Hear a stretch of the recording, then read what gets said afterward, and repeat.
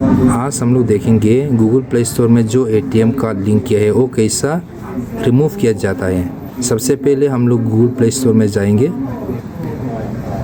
उसका बाद ऊपर में जो सर्कल दिखा रहा है वहाँ में क्लिक करेंगे।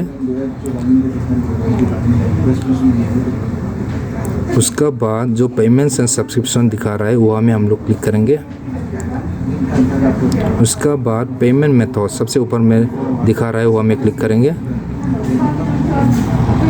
उसका बाद हम लोग का जो एटीएम लिंक किया है वो सबसे ऊपर में दिखा रहा है। उसका बाद ये रिमूव करने के लिए मोर ऑप्शन सबसे नीचे में मोर पेमेंट सेटिंग लिखा है वहाँ में क्लिक करेंगे।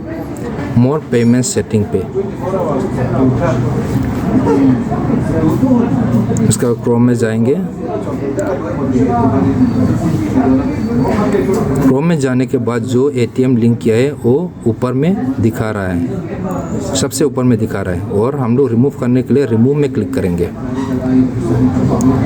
और उसका बाद रिमूव में कंफर्म करेंगे और हम लोग का जो एटीएम लिंक किया है वो रिमूव हो जाएंगे।